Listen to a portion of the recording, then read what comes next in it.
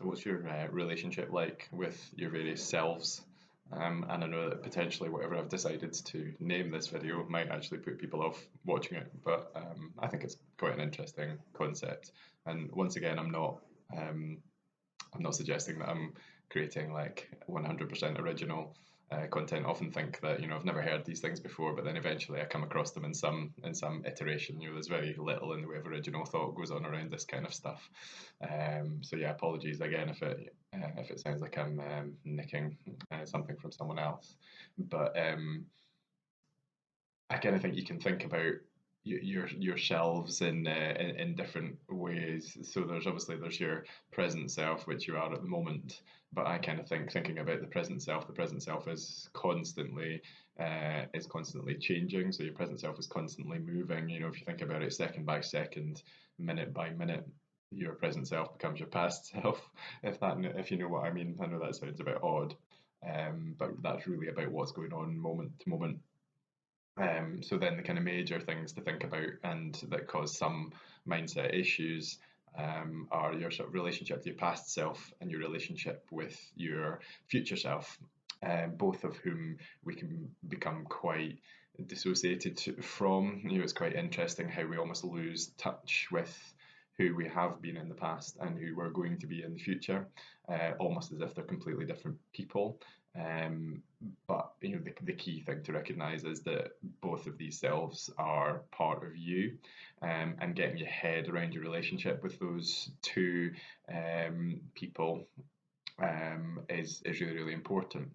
So past self, I think, is quite an interesting one, and certainly I was always in the past someone who was prone to rumination over things that had happened both in the immediate past and also in the sort of further back past. Thinking about things that I had maybe done or said, and it was often during those times where you're doing like quite unconscious tasks where thoughts would pop into my head of maybe events that had happened in the past, situations, and it was generally negative things that I hadn't handled very well, or maybe conflict arguments that I'd had, stuff around like relationships from the past. And it would often be, if you were feeling a bit jaded anyway, it would usually be where those kind of negative thoughts would come from. But the thing about that is, there's that connection between how you think and how you feel. So thinking about that kind of stuff. So, thinking about arguments you've had, negative things that have happened in the past, regretting them to some extent, things that you're not proud of can make you feel like that in the present time as well, and it can influence, so that then influences how you're feeling and how you're behaving. So it's possible to kind of think yourself into a complete black hole with this kind of stuff and affect how you're behaving in that moment in time, which is a real shame. Considering that you can really do whatever you want in the moment, and you've got a bit of a blank slate, I suppose, if you can allow yourself to move past that kind of stuff. Excuse me. And what I found helpful from that point of view is to kind of go, well, yes, that is me, that was me. I'm taking ownership over the things that I've done because everything that's happened in the past has served some kind of purpose. So we are all, we're all very similar, but we're all equally all absolutely unique. Like there's absolutely no one in this world that has identical experiences to you, because there's so many different variations on things that can happen, minute to minute, day hour to hour, day to day, month to month, year to year. Your experiences are absolutely unique. So if you were to wipe something from your past, you would be a completely different person now, almost like a kind of butterfly effect type thing. Even some little deletion from your past, you have absolutely no idea what effect that would have on the person that you are now. Okay, so I have a very simplistic view over that kind of stuff, is that, yes, that's something that happened that I'm not very proud of. I wish I'd done it differently. But actually, it all serves a purpose. It's made me the person I am today, whatever that is, good, bad, or indifferent. And that's not to say, if you're someone who's suffered significant trauma in the past, that's not to say that, that was great that that happened to you, because it's absolutely not. And I, interact with people on a daily basis professionally, who are very traumatized from things that happen, and from seeing the effect it has on them. I wouldn't wish it on my worst enemy. So I'm absolutely not saying that that's a good thing, but it is what it is.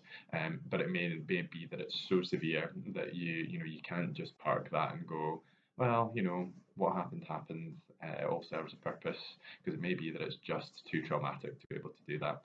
So that is where, I would certainly advocate for people seeking, professional advice on how to navigate those kind of things. And that's where, therapists and counsellors and stuff come into their own, and that's really, really tricky. So if you are going through anything like that, please get some help and some guidance on how best to manage that.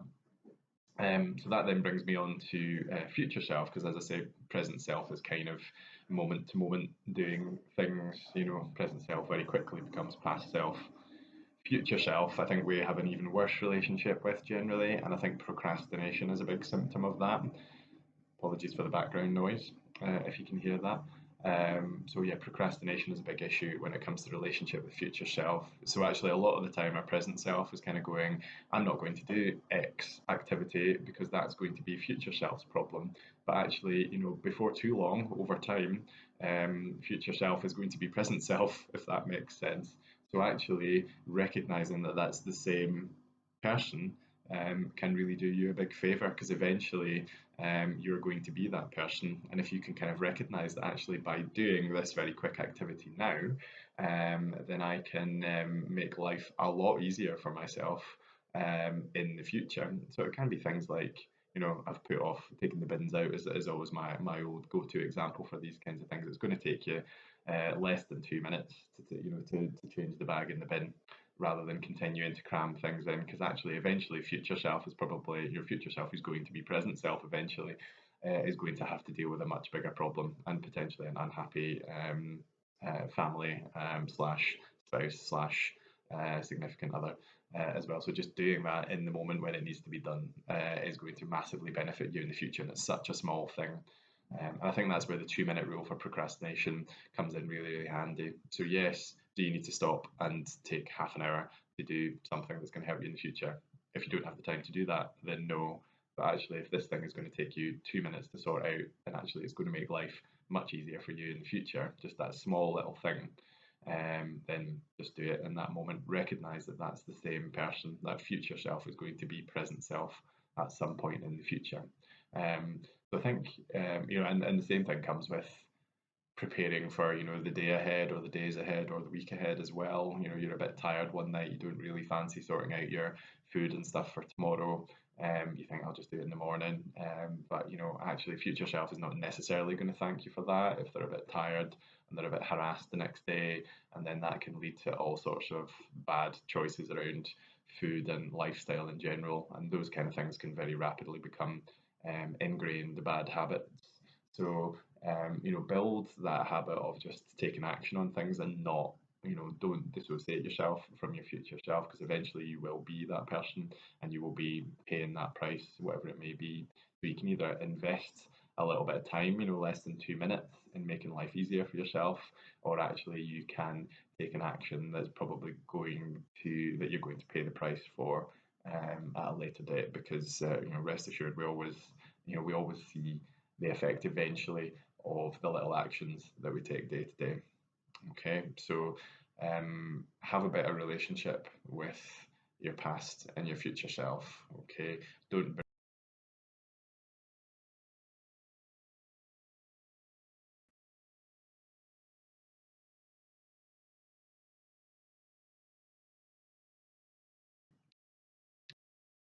have happened to you in the past, and you're struggling to come to terms with that, please seek advice from an appropriate professional that will help to guide you through that, and help to kind of guide you to some kind of conclusion on how you're going to manage that going forward. And then also for future self as well, remember, future self is you. Try not to put off things that are going to benefit you in the longer run.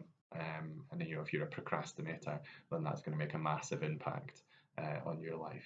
Okay, so let me know what you think about that relationship with your various selves. Let me know if that's something that happens to you. If you've got regrets from the past that you ruminate over, if you're someone who likes to put things off for future self, let me know how that works out for you. Let me know how you're planning to re-engage with your future self and see them more as part of you. Catch you next time.